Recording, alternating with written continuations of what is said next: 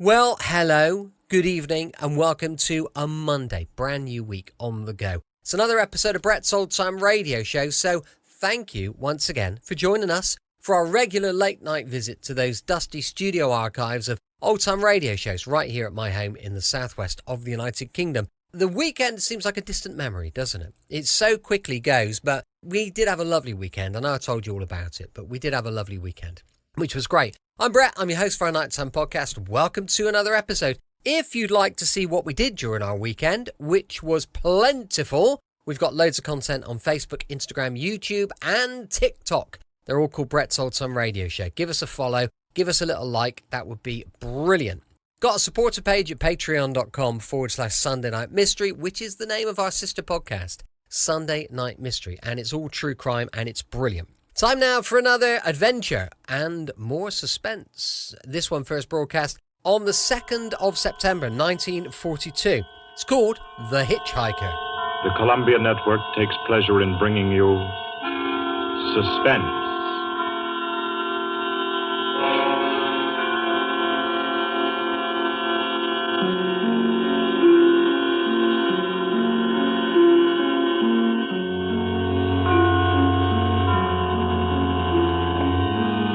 Suspense, Columbia's parade of outstanding thrillers, produced and directed by William Spear and scored by Bernard Herrmann. The notable melodramas from stage and screen, fiction and radio, presented each week to bring you to the edge of your chair, to keep you in suspense.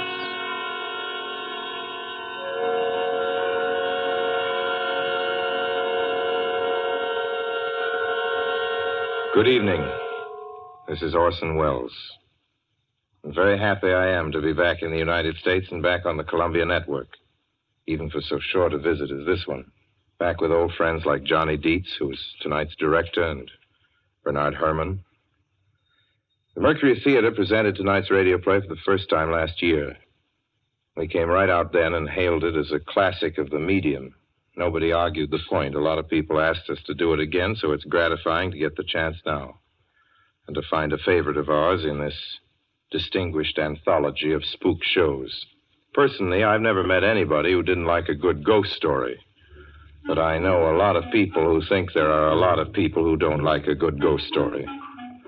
For the benefit of these, at least, I go on record at the outset of this evening's entertainment with the sober assurance that although blood may be curdled on this program, none will be spilt. There's no shooting, knifing, throttling, axing, or poisoning here. No clanking chains, no cobwebs, no bony and or hairy hands appearing from secret panels, or better yet, bedroom curtains. If it's any part of that dear old phosphorescent foolishness that people who don't like ghost stories don't like, then again, I promise you, we haven't got it. Not tonight. What we do have is a thriller. It's half as good as we think it is. You can call it a shocker. It's already been called a real Orson Welles story. Now, frankly, I don't know what this means. I've been on the air directing and acting in my own shows for quite a while now, and I don't suppose I've done more than half a dozen thrillers in all that time. Honestly, I don't think even that many, but it seems I do have a reputation for the uncanny. Quite possibly, a little escapade of mine involving a couple of planets, which shall be nameless, is responsible. Doesn't really matter. Don't think I disapprove of thrillers. I don't.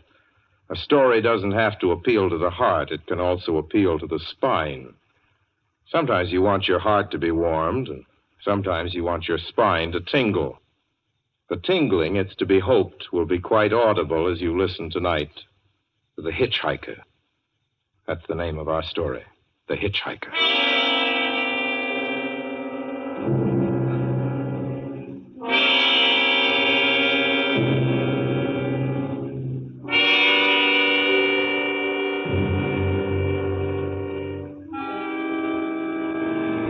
I'm in an auto camp on Route 66, just west of Gallup, New Mexico. If I tell it, perhaps it'll help me. Keep me from going crazy. I gotta tell this quickly. I'm not crazy now. I feel perfectly well, except that I'm running a slight temperature. My name is Ronald Adams. I'm 36 years of age.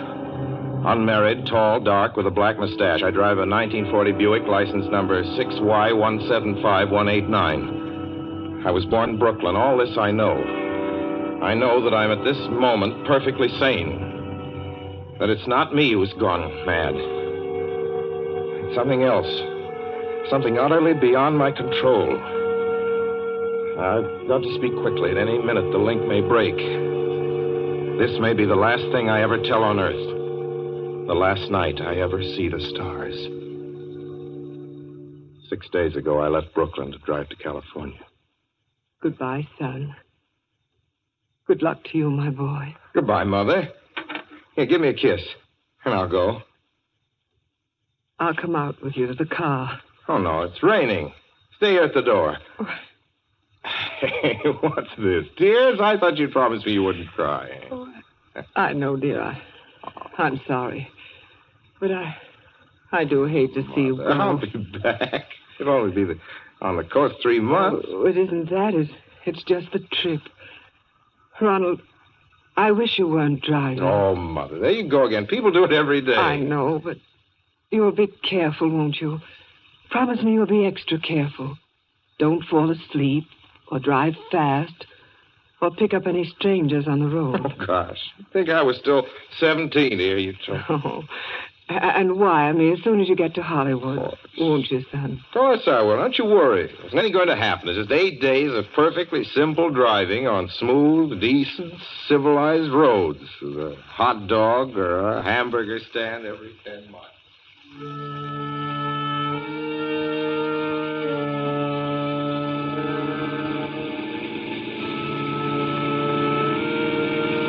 I was in fine spirits. The drive ahead of me, even the loneliness, seemed like a lark. I reckoned without him.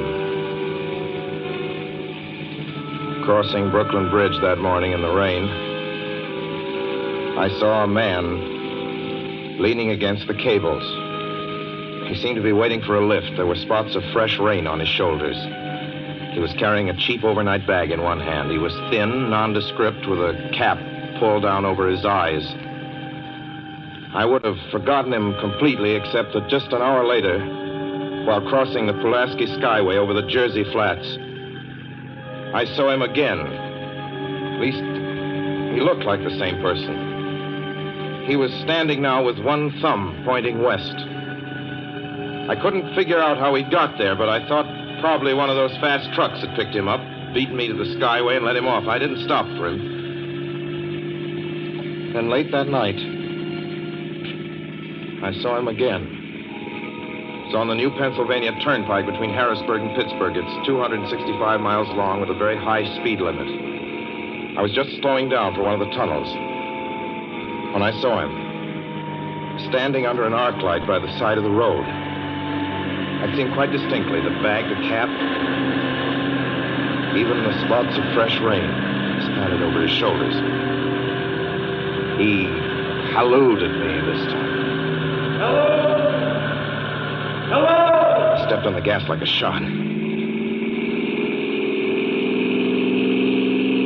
It's lonely country through the Alleghenies, and I had no intention of stopping.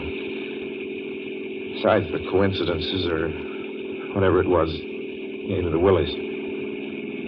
Stopped at the next gas station.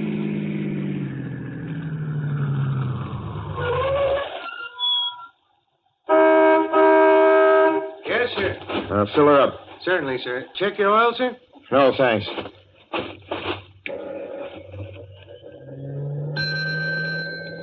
Nice night, isn't it? Yes. It hasn't been raining here recently, has it? Not a drop of rain all week. Oh?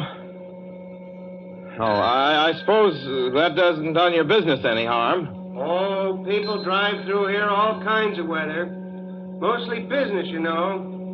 There aren't many pleasure cars out on the turnpike this season of the year. I suppose not. What about hitchhikers? Hitchhikers here? What's the matter? Don't you ever see any? Not much. If we did, it'd be a sight for sore eyes. Why? Oh, I'd be a fool who started out to hitch rides on this road. Look at it. Then, you've never seen anybody? No. maybe they get the lift before the turnpike starts. I mean, just before the toll house. But then it'd be a mighty long ride. Most cars wouldn't want to pick up a guy for that long a ride. And this is pretty lonesome country here. Mountains and woods. You ain't seen anybody like that, have you? No. Oh, no, not at all. It's just a technical question. I see. Well, that'll be just $1.49 with the tax. The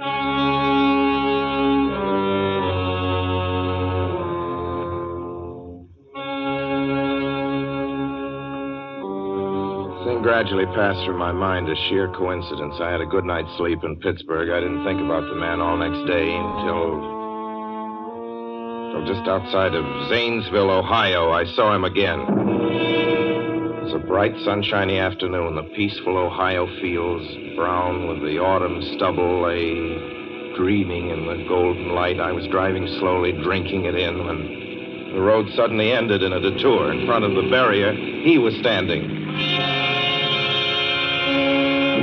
Now, let me explain about his appearance before I go on.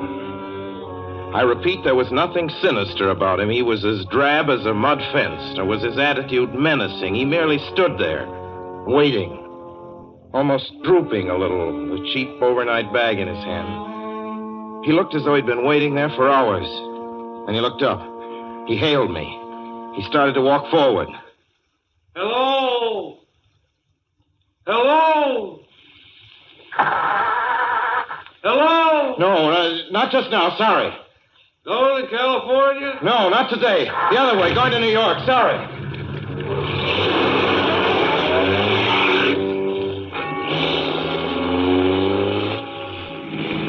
After I got the car back on the road again, I felt like a fool. Yet the thought of picking him up, of having him sit beside me, was somehow unbearable. At the same time, I felt, more than ever, unspeakably alone.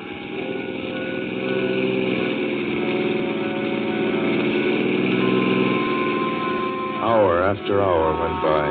Fields, the towns ticked off one by one. The light changed. I knew now that I was going to see him again.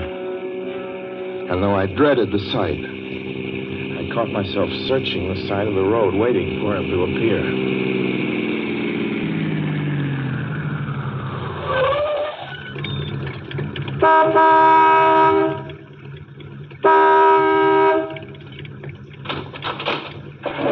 Yeah, what is it? What do you want? Sell sandwiches and pop here, don't you? Yeah, we do in the daytime. But we're closed up now for the I night. know, but I was wondering if you could possibly have a cup of coffee, black coffee, just... No, not this time of night, mister. My wife's the cook. She's in bed. No, don't shut the door, please. Listen, just a minute ago... just a minute ago, there was a man standing here right beside the stand, a suspicious-looking man. I don't mean to disturb it. You see, I was driving along when I just happened to look, and there he was. How's he doing? Well, nothing. You've been taking a nip. That's what you've been doing. Now, on your way before I call out Sheriff Oates.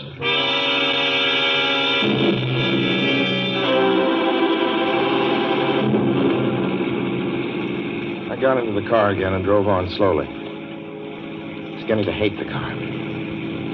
If I could have found a place to stop, to rest a little. I was in the Ozark Mountains of Missouri now. Few resort places there were closed, only an occasional log cabin, seemingly deserted. That's all that broke the monotony of the wild, wooded landscape. I had seen him at that roadside stand. I knew I'd see him again. Maybe at the next turn of the road. I knew that when I saw him next, I would run him down.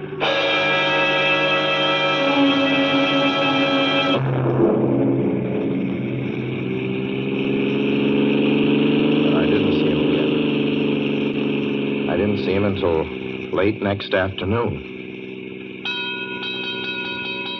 I stopped a car at a sleepy little junction just across the border into Oklahoma to let a train pass by. When he appeared across the tracks, leaning against a telephone pole. Perfectly airless, dry day. The red clay of Oklahoma was baking under the southwestern sun. Yet there were spots of fresh rain on his shoulders. I couldn't stand that. Without thinking, blindly, I started the car across the tracks. He didn't even look up at me. He was staring at the ground. I stepped on the gas hard, veering the wheel sharply toward him. I could hear the train in the distance now, but I didn't care then. Something went wrong with the car. The train was coming closer. I could hear its bell ringing and the cry of its whistle. Still, he stood there. And now I knew that he was beckoning me to my death.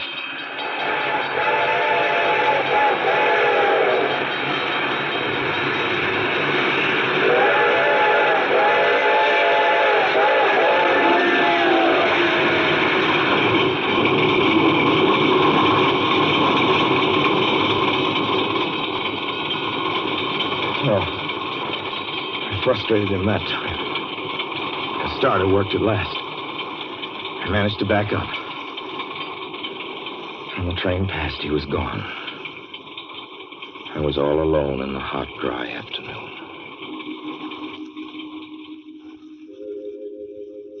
After that, I knew I had to do something. I didn't know who this man was or what he wanted of me. I only knew that from now on, I mustn't let myself alone on the road for 1 minute. Hello there. Like a ride? Well, what do you think? How far are you going? Where do you want to go? Amarillo, Texas. I'll drive you there. Gee.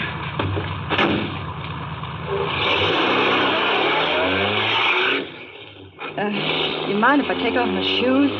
My dogs are killing me. Go right ahead. Oh. Gee, what a break this is. Hitch-hike much? Sure. Only it's tough sometimes in these great open spaces to get the break.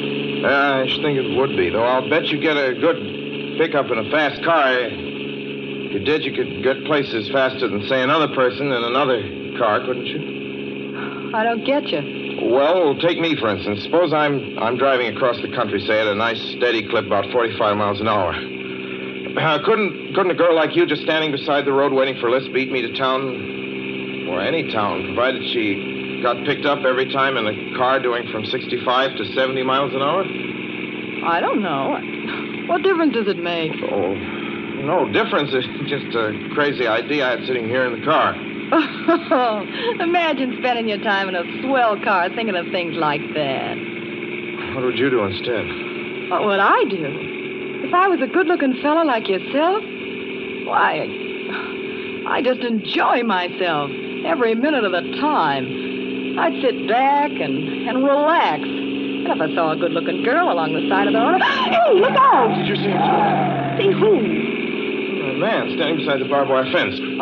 I didn't see anybody. It wasn't nothing but a bunch of cows and a wire fence. No? What'd you think you was doing? Trying to run into the barbed wire There's a man fence? there, I tell you. A thin gray man with an overnight bag in his hand. And I was trying to run him down. Run him down? You mean kill him? Say you didn't see him back there? You sure? I didn't see a soul. As far as that's concerned... Watch for him the next time and keep watching. Keep your eyes peeled on the road. He'll turn up again. Maybe any minute now. There! Look there!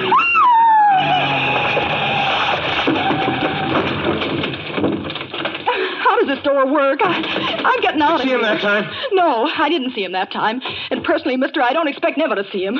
All I want to do is go on living. I don't see how I will very long, driving with you. Oh, I'm sorry.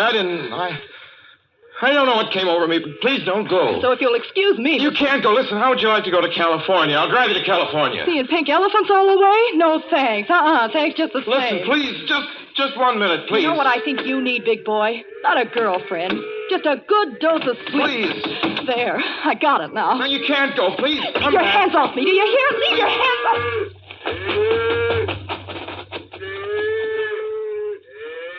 She ran from me. As though I were a monster. A few minutes later, I saw a passing truck pick her up. I knew then that I was utterly alone. It was in the heart of the great Texas prairies. There wasn't a car on the road after the truck went by. I tried to figure out what to do, how to get hold of myself. If I could find a place to rest, or even if I could sleep right here in the car for a few hours along the side of the road. I was getting my winter overcoat out of the back seat to use as a blanket when I saw him coming toward me, emerging from the herd of moving steer. Hello?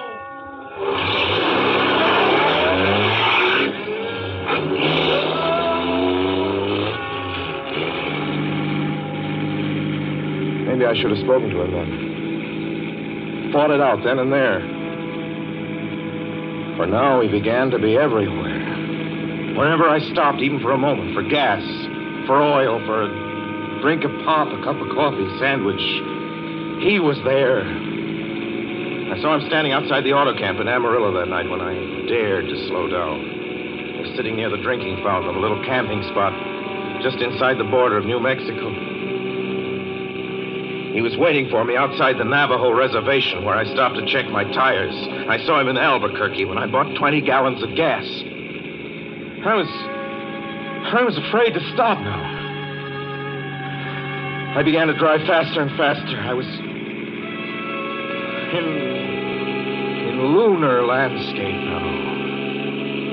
The great arid mesa country of New Mexico. I drove through it with the indifference of a fly crawling over the face of the moon. Now he didn't even wait for me to stop. Unless I drove at 85 miles an hour over those endless roads, he waited for me at every other mile.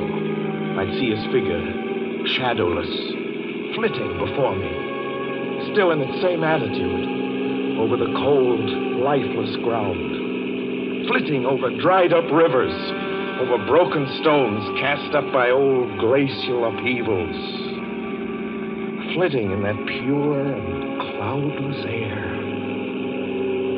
I was beside myself when I finally reached Gallup, New Mexico this morning. There's an auto camp here. Cold, almost deserted this time of year.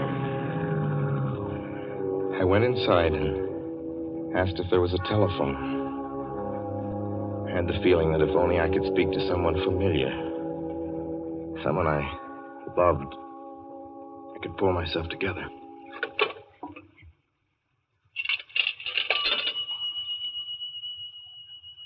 Your call, please. Long distance. Long distance, certainly.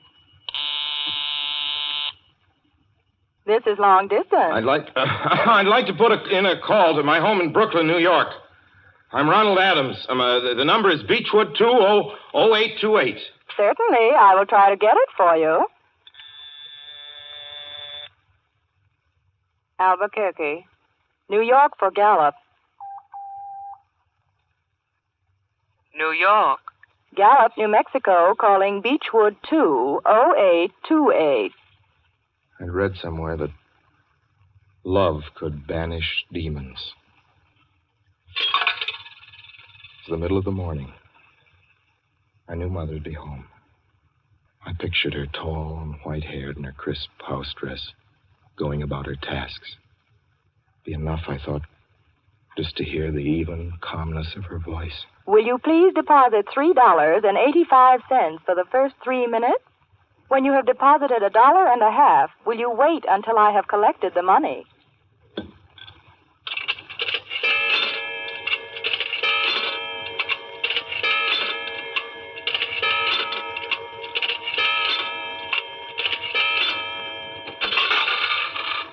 All right, deposit another $1.50.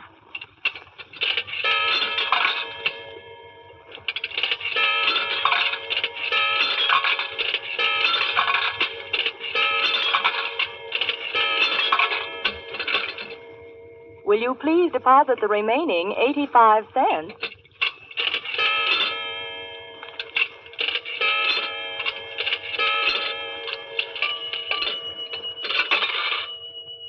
Ready with Brooklyn. Go ahead, please. Hello? Hello? Mrs. Adams' residence. Hello, Mother? This is Mrs. Adams' residence. Who is it you wish to speak to, please? What? Who's this? This is Mrs. Whinney. Mrs. Whinney? I don't know any Mrs. Whinney. Is this Beechwood 20828? Yes? Where's my mother? Where's Mrs. Adams? Mrs. Adams is not at home. She's still in the hospital. The hospital? Yes. Who is this calling, please? Is it a member of the family? Well, what's she in the hospital for? She's been prostrated for 5 days. Nervous breakdown. But who is this Nervous calling? breakdown? Well, my mother never was nervous. It's all taken place since the death of her oldest son, Ronald. Death of her oldest son, Ronald? Hey, what's this? What number is this? This is Beechwood 20828. It's all been very sudden. He was killed just 6 days ago in an automobile accident on the Brooklyn Bridge. Your 3 minutes are up, sir. Your 3 minutes are up, sir. Your 3 minutes are up, sir. And so I'm sitting here in this deserted auto camp in Gallup, New Mexico. I'm trying to think. Trying to get hold of myself. Otherwise, I'm going to go crazy. Outside, it's night. The vast, soulless night of New Mexico. 1,000,000 stars are in the sky. Ahead of me stretch 1,000 miles of empty mesa. Mountains, prairies, desert. Somewhere among them, he's waiting for me. Somewhere I shall know who he is and who I am.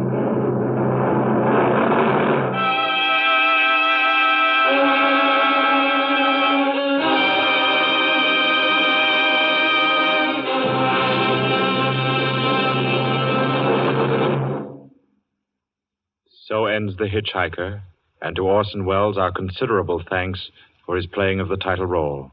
Mr. Welles? Help wanted. Men, women, and children. Nature of work, hard, monotonous, back-breaking labor. Hours, 75 a week minimum. Pay, few cents an hour. Added inducement, 2 meals a day, including several ounces of bad bread and a cup of thin soup. Don't delay. Apply at once. How'd you respond to a want ad like that, Mr. and Mrs. American working man and woman? You'd laugh, wouldn't you, and throw the paper in the trash basket. Dismiss the whole advertisement as some kind of a joke. But believe me, it's no joke. It's a simple statement of the working conditions that exist today in Nazi Germany and the conquered countries under Nazi rule. It's also an exact statement of the working conditions that will be imposed on you and every member of your family if the Nazis win this war. You yourself personally can stop them from winning, as you know. You don't have to give up your well-paid job to do it. You needn't have to be a soldier or a sailor or an airman or a nurse or a war worker to ensure American victory. Uncle Sam doesn't ask plain, ordinary, hard-working citizens like you to give him anything. All he does ask very seriously and very urgently is that you loan him 10 cents out of every dollar you make. That's all there is to it. Lend Uncle Sam a dime to win this war, and he'll pay you back with interest when he's won it. The easiest, most convenient way to lend him these dimes is to enroll in the payroll savings plan.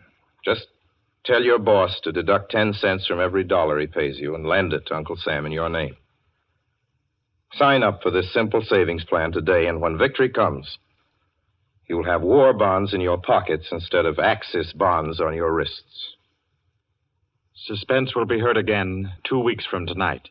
Next Wednesday night, September 9th, the Columbia Broadcasting System will present over many of these stations at 9:30 p.m. Eastern Wartime an address by W. Averell Harriman, the United States Lend-Lease Administrator in London.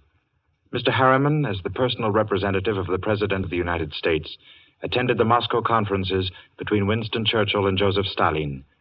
Next Wednesday's broadcast will be Mr. Harriman's first public address since his return to this country. Suspense is produced and directed by William Spear. John Dietz was our guest director this evening. Tonight's radio drama was written by Lucille Fletcher. The original score was by Bernard Herrmann.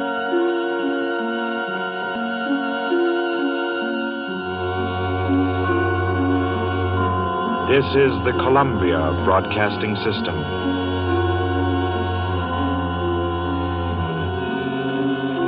Welcome back. I hope you enjoyed our latest episode of Suspense, and don't forget, it's back to normal tomorrow with a little bit of Sherlock Holmes and Dr. Watson going live at 5 p.m. UK time. As mentioned earlier, we've got a supporter page, patreon.com/Sunday Night Mystery. Thank you so much, and I do, you know how much I appreciate you guys being there. The fact that you've chosen us is such a privilege, and I appreciate it, because I know you've got many, many other podcasts you could be listening to, so thank you very much. I'll be with you 7 days a week, each and every week, and I'll see you tomorrow on Brett's Old Time Radio Show. Love you. Bye.